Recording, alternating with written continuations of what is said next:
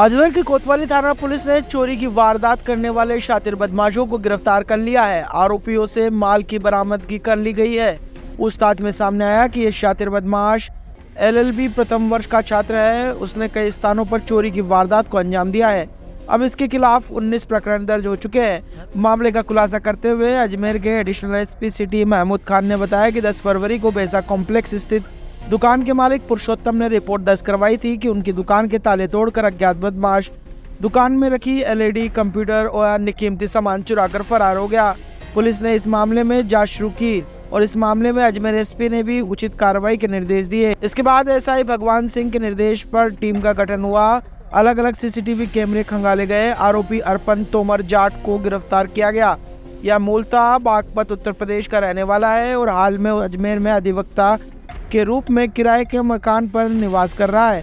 आरोपी से चोरी किया गया माल बरामद कर लिया गया है। आरोपी के खिलाफ चोरी, नकबजनी, आर्म्स एक्ट सहित अलग अलग धाराओं में 19 मुकदमे दर्ज है। इसके पुराने रिकॉर्ड को ध्यान में रखते हुए इसे न्यायालय में पेश कर रिमांड पर लिया जाएगा।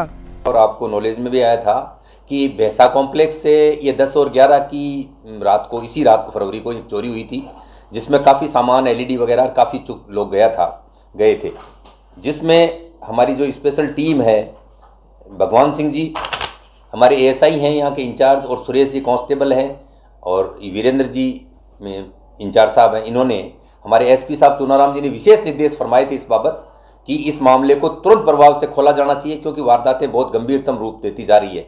तो हमारी इन तीनों की टीम ने दिन और रात 10 तारीख के बाद से कभी नहीं सोए, और इन्होंने फुटेज, कॉल डिटेल्स और सबका विश्लेषण किया, और विश्लेषण करके एक बहुत ही बड़े मुलजिम को, आर्यन तोमर है, ये यूपी बागपत का रहने वाला है, बरोथ थाना है, वहाँ का रहने वाला है, और अभी जस्ट हमने इसको ICJS पोर्टल पे देखा है, तो इसके खिलाफ 19 मुकदमे नकबजनी और चोरी के हैं। तो मतलब अपन अंदाज़ा लगा सकते हैं कि कितना गंभीर बदमाश किस्म का है। यहाँ किसी वकील साहब के यहाँ किराए का मकान लेके रहता था। तो हमारे एस साहब श्री चुनाराम जी ने विशेष निर्देश फरमाए, और उसके बाद में हमने कार्रवाई की और इसको तुरंत प्रभाव से गिरफ्तार ही नहीं किया, बल्कि माल भी बरामद किया। सर, क्या मानते हैं कि चोरियां क्यों करते हैं?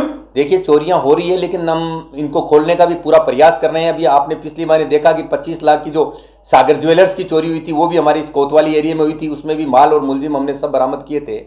और संभवतः आपने रात को देखा होगा कि रात को हमारे एसपी साहब और समझ जाब्ते, एडिशनल एसपी साहब और सब मुलाजिम रात भर गश्त पे थे। इवन आज रात को तो हमारे आईजी साहब भी उसमें गश्त करने वाले हैं। वारदातें होती है, लेकिन हम वारदातों को खोल भी रहे हैं और बड़े अच्छे ढंग से खोल रहे हैं। जैसे सागर ज्वेलर्स का आपने देखा कि न केवल 25 लाख की चोरी हुई, बल्कि उसका 100% माल रिकवरी, पुलिस में रिकवरी बहुत मुश्किल होती है, पूरी की पूरी रिकवरी की, और हमारी इस टीम ने ये वारदात भी खोली है और बरामद किया है। सर, क्यों करता है ये वारदातें?